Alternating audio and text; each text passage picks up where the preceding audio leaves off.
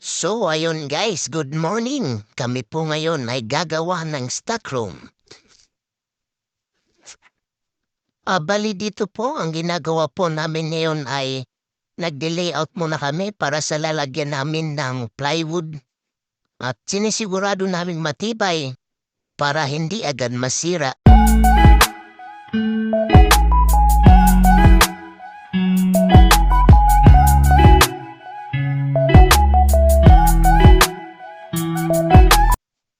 At ngayon naman ay sisimulan naming sukatin ng plywood.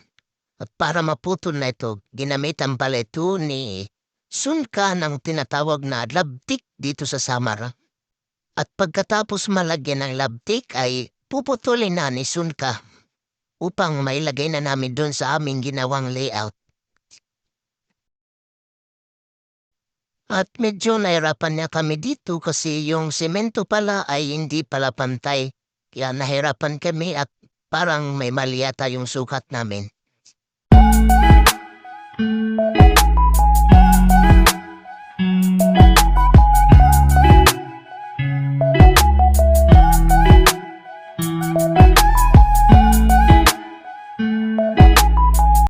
Pero agad naman tong nagawa ng paraan. Binawasan na lang namin dito sa taas para mapantay siya. At nung nabawasan na yung plywood ay sinukat namin ulit. Yung nakita namin okay na, pinapon na namin.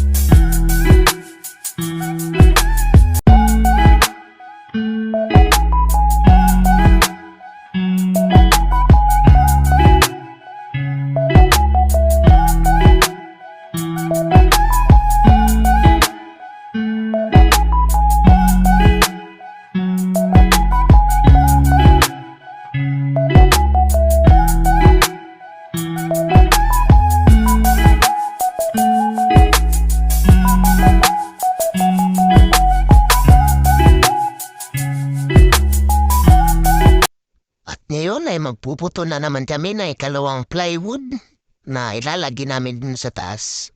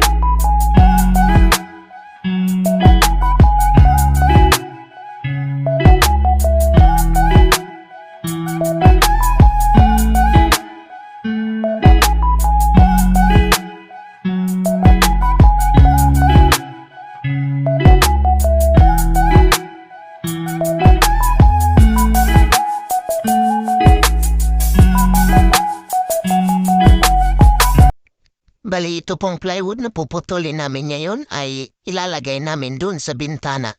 Kasi ang pangit tignan kung nakikita yung dun sa loob ng stockroom.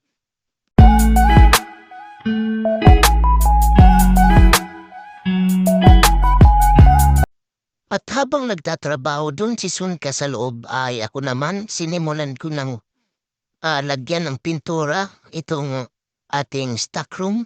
Nang natuyo na yung puting pintura ay maglalagay na ako ngayon ng apple green. Ang double coating.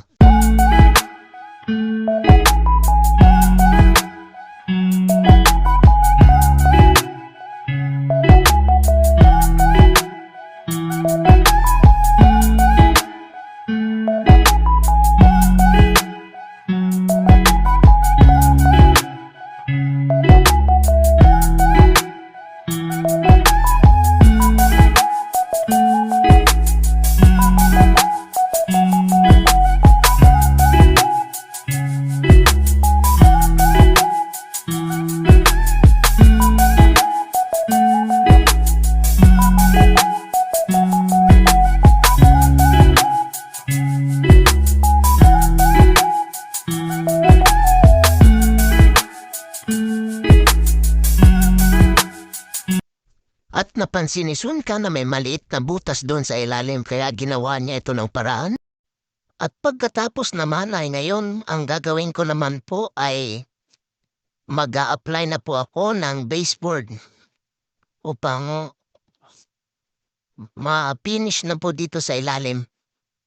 Hinalo-halo ko po muna para maganda naman yung kulay na kalalabasan. At sinimulan ko na pong mag-baseboard dahil mahirap kasi naiipit ang tiyan ko.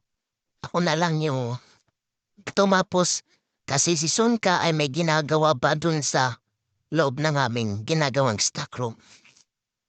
At ito pong ginagawa natin ay buwis buhay na po ito. Huwag niya po itong gagayahin kasi mga professional lang po ang nakakagawa nito. At di ko po namamalayan habang gumagawa pala ko ng baseboard dito, ito palang si Sunka ay gumawa ng baril-barilan at naboring na, ayun, naglaro muna. Habang ako tawa lang ng tawa sa kanya. Tapos pumasok po siya dun sa loob, pinagbabarilin yung tao dun. Pagkatapos tinutukan niya po ako ng baril, sabi ko wag, magkaibigan tayo.